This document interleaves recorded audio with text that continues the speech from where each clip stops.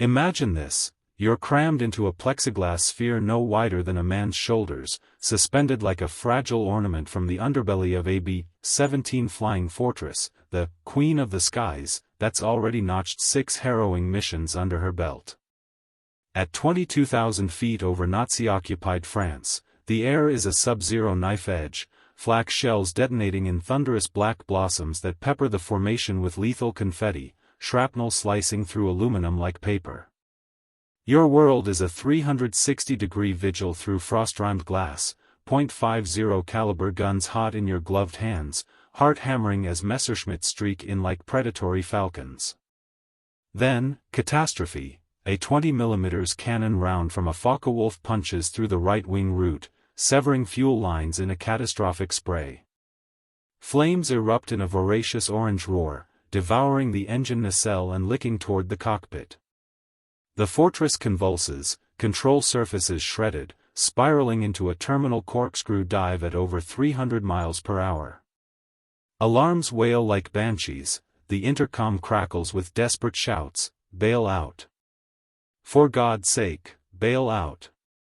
In the pandemonium, your turret hatch jams on twisted metal, or blasts wide from the overpressure, and the explosive decompression yanks you into the abyss.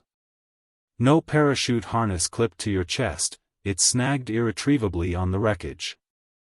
No interphone cord to tether you to your crew.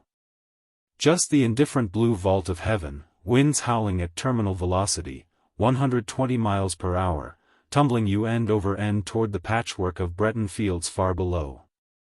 But what if I told you, you didn't just defy death, you shattered its grip, emerging from that void to rebuild a life etched with quiet valor and improbable grace?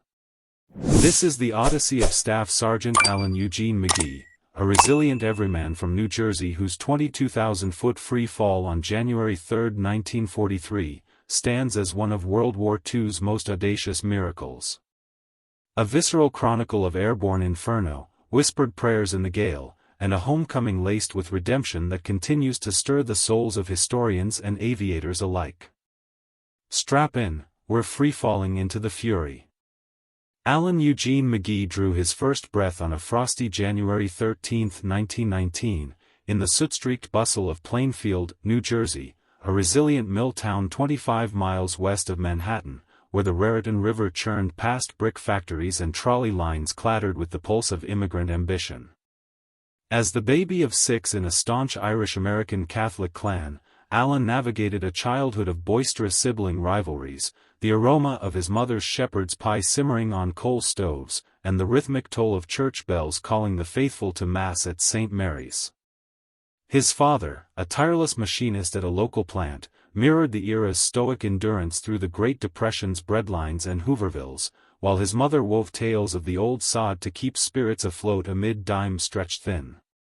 For young Alan, wonder bloomed in the mundane, pilfered afternoons hurling baseballs against chain-link fences until dusk, breath fogging the glow of Philco radios crackling with Buck Rogers' adventures or the melancholy croon of Bing Crosby, and nickel hustles shining shoes or hawking newspapers on rain-slick corners.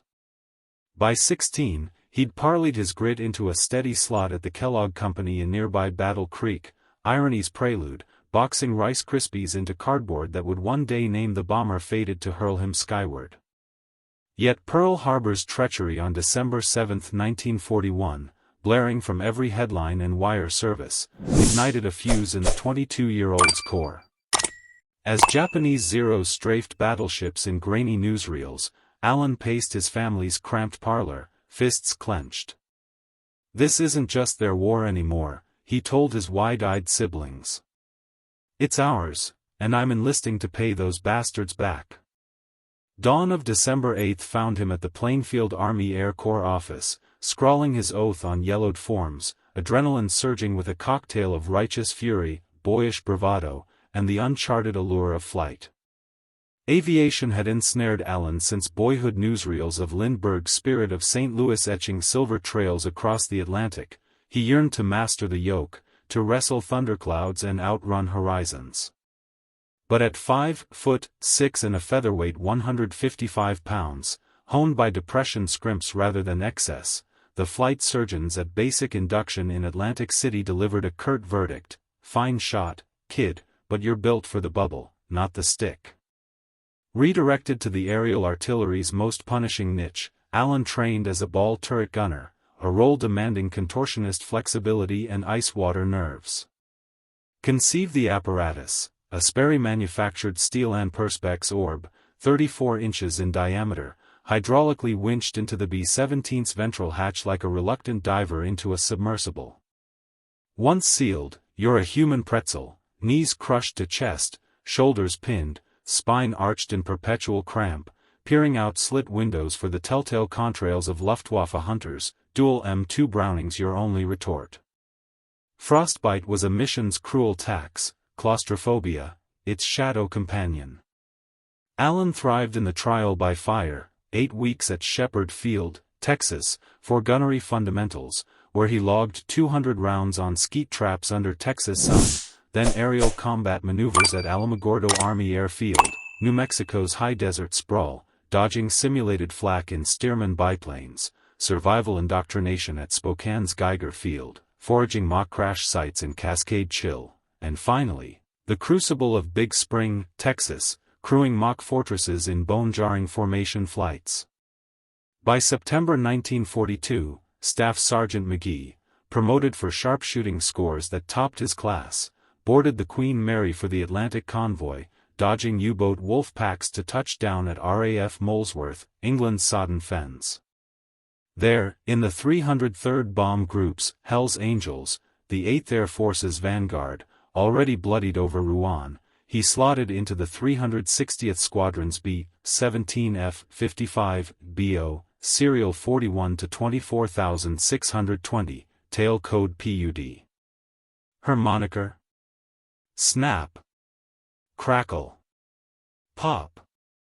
A wry baptism by original pilot Captain Jacob Wayne Fredericks, ex-Kellogg engineer, evoking the serial's snap sizzle in flax frenzy.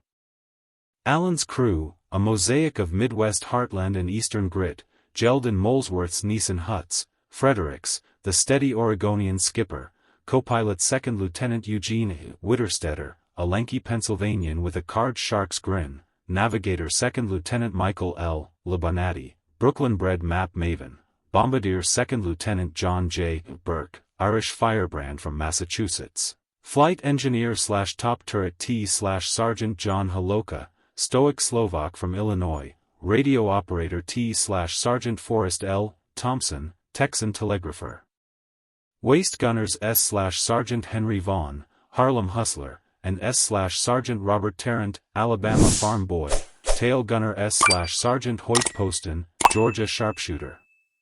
They bonded over spam-fueled bull sessions, bootleg scotch, and the ritual taping of sweetheart photos to bulkheads, 10 souls adrift in khaki, each mission a roll of fate's dice. For Allen, Sortie 7, a high-stakes daylight hammer on St. Nazaire's sprawling U-boat pens, the Atlantic's chokehold where Donit's submarines launched 800 vessels to perdition. Milk Run? Over the Reich's gauntlet? The fates smirked. A slate-gray dawn fractures over Molesworth on January 3, 1943, the wind a harbinger off the wash as snap. Crackle. Pop. Battle-scarred from raids on Lille and Abbeville, thunders down the pierced steel runway, her 4 Wright Cyclones bellowing 8,800 horses. Bomb Bay gravid with 8 500-pounders of Composition B, wing tanks sloshing 2,700 gallons of 100-octane, she joins the 91st and 305th Groups in a 108-plane river of silver, P-47 Thunderbolts shepherding the flanks. Allen contorts into his turret at pre-flight, the hydraulic ram whining as it mates him to the plane's vitals. He tests the gun's traverse, the intercoms hum a lifeline to Frederick's calm drawl, "Crew, green board, let's give Jerry hell." Altitude, 22,000 feet, where breath rasps through demand valves, contrails feather the stratosphere, and the channel gleams like molten lead. St. Nazaire materializes, a fortress of reinforced concrete cradling 18 Type 7 U-boats, its drydocks a siren call for the Norden bomb sites. Escorts peel away at the coast, flak awakens in geysers of 88 mm fury, the sky stitching with incendiary lace.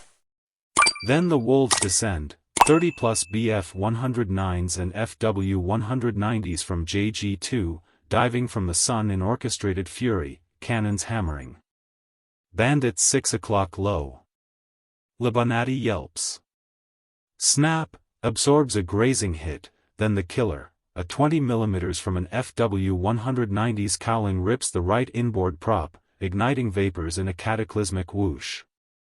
Flames cascade along the spar, hydraulics fail, ailerons lock. Fredericks wrestles the yoke, I've got fire in the wing.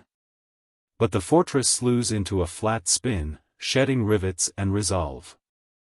The bailout order cascades, Witterstetter and Thompson clip shoots, tumbling into the maw, Holoka and Vaughn follow, silk blooming like defiant clouds. 6 remain trapped, the Inferno claims Fredericks at the controls, Lebanati and Burke in the nose, Tarrant and Poston aft, as the B-17 hurtles earthward, a pyre for the valiant. Allen's vice is vice-tight, turret control sees, his harness fouls on a severed cable as decompression cyclone wrenches the pod's blister open. The gale devours him, boots first into the vortex, flight jacket flapping like broken wings, May West vest useless in the plummet. No bailout bell rung, no crew farewell. The descent? A 2-minute apocalypse, winds batter like prizefight hooks, Hypoxia's velvet glove dulls panic after 30 seconds, his form somersaulting at 120 miles per hour through stratocumulus veils. Fragments Allen shared in post-war haze, the wind's banshee ululation drowning thought, Brittany's hedgerows ballooning from miniature to apocalypse, a lifetime's real unspooling, Plainfield snowman, first kiss under gaslit lamps, his mother's parting crucifix pressed into his palm. Faith flares, unbidden, a Catholic's reflex prayer, half-remembered from catechism, Hail Mary, full of grace, if this is the end, Lord, let it be merciful. Oblivion claims him fully, body slack as a discarded puppet, the bomb's salvos concussive gusts, perhaps a 500-pounder detonating mid-air, whispering a fractional break against physics decree. He spears the Gare de Saint-Nazaire's vaulted canopy, a soaring iron and glass nave over Platform 1, thronged with commuters fleeing sirens, not on unyielding granite, but through filigreed panes engineered for light, not lives. The roof erupts in a crystalline maelstrom, shards knifing his shearling, he careens 20 feet onto a lattice of RSJs and tie rods, snared like flotsam in a spider's web, uniform a tattered ensign amid the glittering ruin. Station denizens, clerks, fishwives, conscripted laborers, scatter in bomb-shocked pandemonium, Luftwaffe sentries barking orders as debris patters like lethal hail. Agony resurrects him in symphonic torment, 28 lacerations from glass daggers and metal barbs honeycomb his frame, right humerus compound fractured, brachial artery nicked to the bone, arm flopping like a gutted fish, lumbar vertebrae L2 and L3 snapped clean, right femur and fibula pulverized into gravel, nasal bridge imploded, left orbit lacerated to the sclera, left pneumothorax frothing crimson, renal contusion swelling like overripe fruit. Exsanguination beckons, but fate dispatches Dr. Kurt Reuber. No, wait, sources converge on an unnamed Wehrmacht surgeon of quiet rectitude, perhaps the camp's chief medic, who overrides a subordinate's amputation plea. Neen, this Yankee fights with honor. We mend him as our own.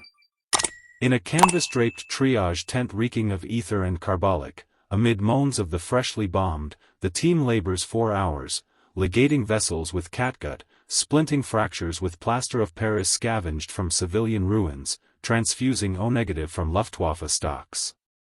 Allen surfaces, parched lips framing delirium, the crew. Mother of God, the crew. Thank you, Jesus, I'm breathin'.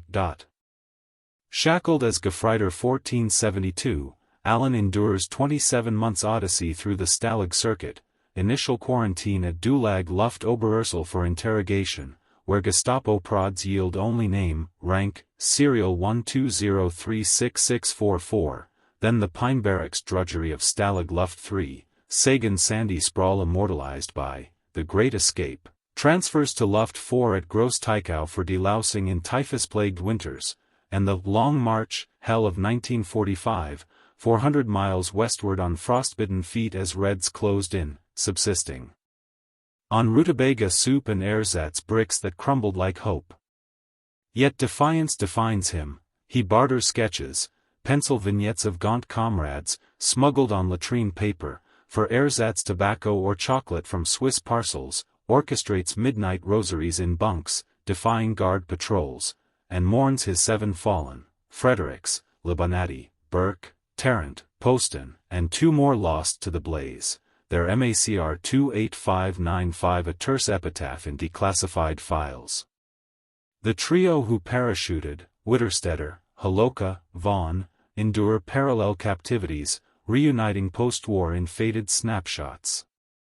Liberation dawns April 29, 1945, at Stalag 7A, Moosburg.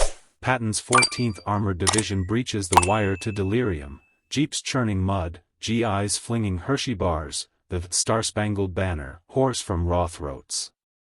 Allen hitches to Le Havre on a hospital train, then the Red Cross Atlantic Clipper, touching U.S. soil at Mitchell Field June 1 amid ticker-tape haze.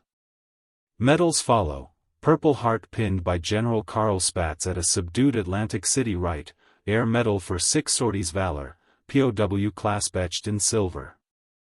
Phantoms linger, the drop's eternal rush, crew ghosts in dreams, but Allen architects renewal. June 1946 weds him to Dorothy A. White, a wartime pen pal from Connecticut.